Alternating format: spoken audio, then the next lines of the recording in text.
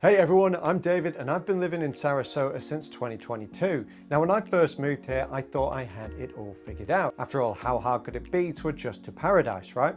Well, let's just say there have been a few surprises along the way. Now in today's video, I'm sharing everything I wish I'd known before moving to Sarasota. From the challenges of finding good contractors, to the joys of building a new social network, and even how to survive the summer heat and mosquitoes. Well, I'm covering it all so you don't have to learn the hard way like I did. Now, if you're thinking of making the move or just want to get a feel for what life's really like here, stick around until the end of the video. And hey, if you found this video helpful, don't forget to hit that like and subscribe button for more local insights and updates.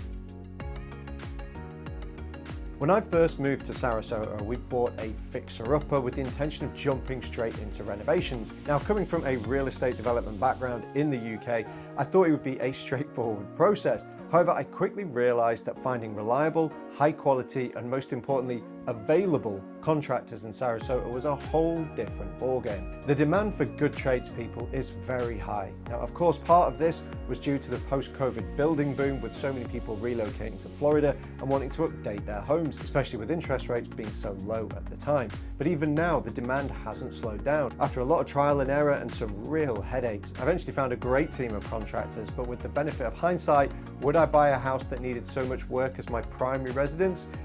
Absolutely not. There's a lot of wealth in Southwest Florida. Many people are building homes from the ground up, and big developers are constantly adding new communities further east of I-75. The ongoing construction means good contractors are often booked out for up to 6 months plus in advance. So if you are thinking of relocating to Sarasota and don't want the stress of sourcing and waiting on contractors, my advice is simple. Look for move-in ready homes or those that require very little work. Trust me, based on my experience, you'll be glad you did.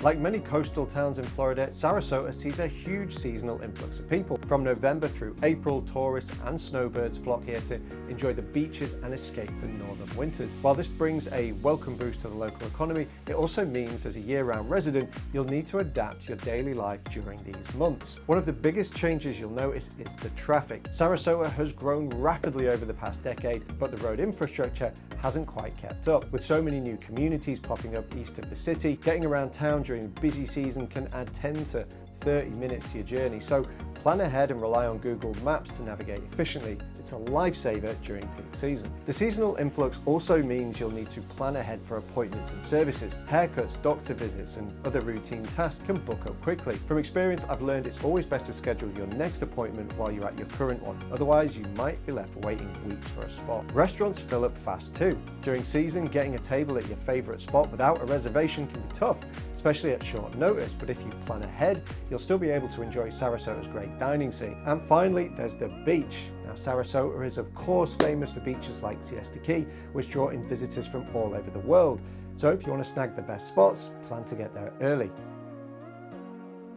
Coming from the UK, I wasn't exactly well versed for dealing with hurricanes. Since moving here though, I've experienced some pretty big ones, including Ian, Debbie and Milton. Before I moved here though, I wish I'd taken hurricane preparedness a little more seriously. During Hurricane Ian, we lost power for 8 days. We didn't have a backup generator or any other way of cooking. Thankfully, our neighbor stepped in and lent us a barbecue, so at least we could have hot meals. It was a real wake-up call and showed me just how crucial it is to be properly prepared. Now, the level of preparedness can vary from person to person, but trust me, you don't want to be scrambling around a few days out from a major hurricane. Essentials like water, batteries, and wood for hurricane shutters can sell out fast, and places like Home Depot and Lowe's become absolute zoos when a storm's on the way. Now, obviously there's lots of great resources online with hurricane preparedness checklists, but at a minimum, you'll want a way to keep cool, cook food, and ensure you have access to clean water just in case the power goes out. Now, if you're buying a home here, look for one with a built-in generator. If that's not an option, a portable generator with enough fuel to last at least 7 days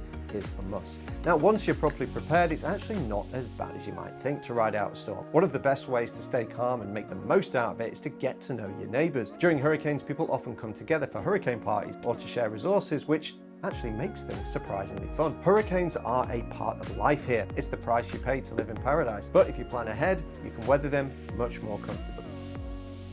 Now, it's no secret that over the past 15 years, insurance rates in Florida have skyrocketed.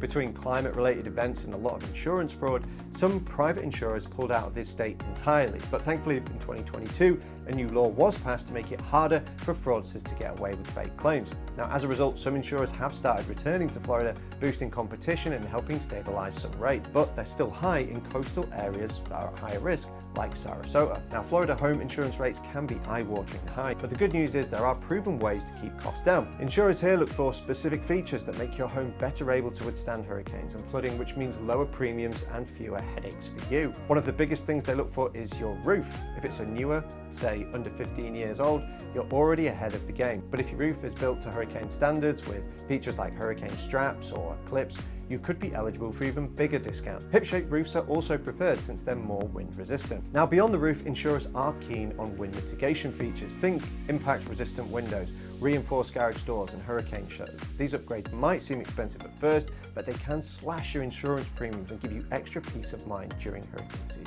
Now, flood mitigation is another big one. Homes built above the floodplain or with proper grading and drainage are considered lower risk. If your home systems like electrical, plumbing, and HVAC are all up to date, well, you're even more attractive to insurers. For homes over 30 years old, many insurers will ask for a 4-point inspection, which checks out your roof, electrical, plumbing, and HVAC system. Plus, a wind mitigation inspection can often unlock extra discounts if you've made upgrades like hurricane straps or impact windows. At the end of the day, it's all about reducing risk. If your home meets the modern building codes, especially since 2002 and later standards, you're going to be in great shape. Highlighting these features if you're buying can save you thousands in insurance costs over time. So there you have it, my honest take on what I wish I'd known before moving to Sarasota. So if you're planning a move to Sarasota or just want to explore what life here could really look like for you, I'd love to help. As a realtor, I'm always here to answer questions, share tips, and connect you with the best resources to make your move as smooth and stress-free as possible. Feel free to drop a comment below if you have any questions or experiences you'd like to share. I love hearing from people who are thinking about making Sarasota their home. And if you want to stay in the loop on everything from local events to new listings to insider tips and gems, be sure to sign up for my weekly newsletter, also in the description below. Thanks for watching, and I'll see you all in the next video.